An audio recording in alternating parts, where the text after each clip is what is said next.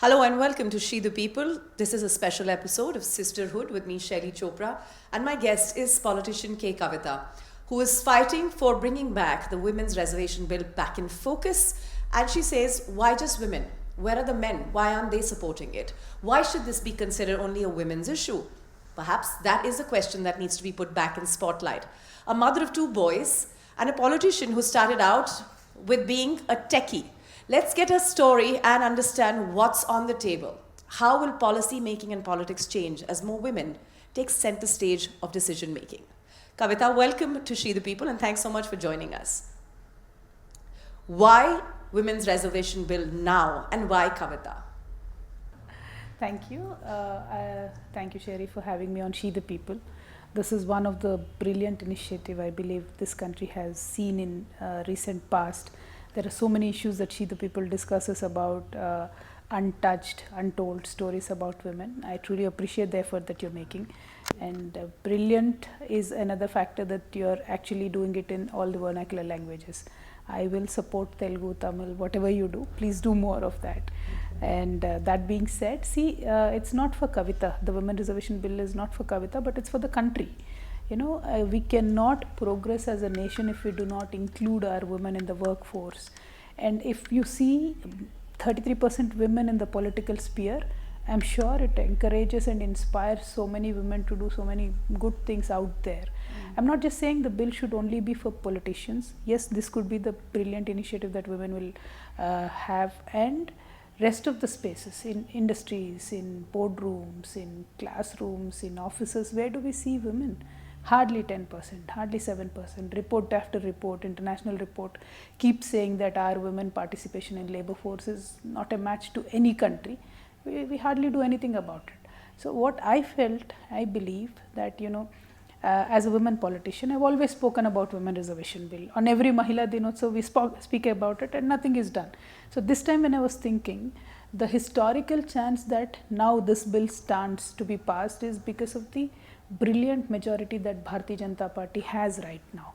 See, last time when Congress introduced the bill, it failed because they were in a coalition government. Right. But now BJP can do it because they've done it in the past. So it is not to target one party, not to put down anybody. But for the clan of women, I believe this is essential, and we should push it through this time. So all this while, I know we've been talking about a 33% reservation. Is that changing? Are we going straight to saying, why not 50%? Why stick to 33%? Well, I would say any step is not small. Anything that, in the beginning we should grab it and take it. If there has been a precedent of 33% which was discussed, I mean, this has a history, right? In 1992, we started off with 33% of women reservation in the local bodies. But then now 21 states across this country give 50% reservation to the women in local bodies. Like per se in Hyderabad, in the Greater Municipal Corporation, what we've done is we've given 50% seats to the women. Now there are more than 50% women in the council because they automatically seep into other areas and win and come back. So the leadership is there, the inspiration is there. So let us begin. Let us not debate about ki kitna percent hai, kya nahi hai, what will be there in the bill, what will not be there in the bill. There are 100 experts in this country who can overnight draft the bill and send it off. Point is to push a bill. Point is to give that pedestal, give that opportunity to women. Rest will follow. So some would say that we are a country that's actually well positioned to push for more women's issues, given how many we've had in terms of women in power. Good number in the cabinet, 2 female presidents, when United States is still struggling to get there first. Do you think that is a good sign and that will help us push through some of these issues? See, there are multiple questions rolled in one when you say that, but it end of the day doesn't translate that we have a women prime minister, doesn't translate into having 50% women at all stages in all political spheres like local bodies ho gaya, market committees ho gaya, assemblies, parliament. No, that has not been the case. We've had a president also, Pratibha Patilji, who's a woman, but then we never had more representation than 11 to 15% at all in the whole history.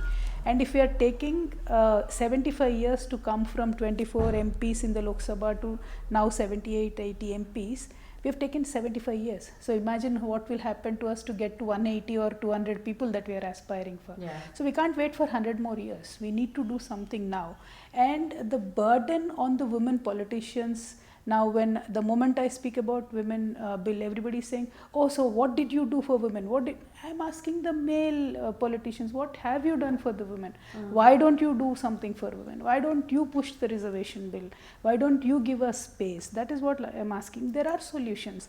I mean, if men are worried about losing their seats, there are solutions like what my leader had proposed. KCR Garu said, let us increase the number of parliament seats and then give reservation to women. So you will not lose your seats. We'll just create more constituencies and give that to women. So there are 100 ways to do it.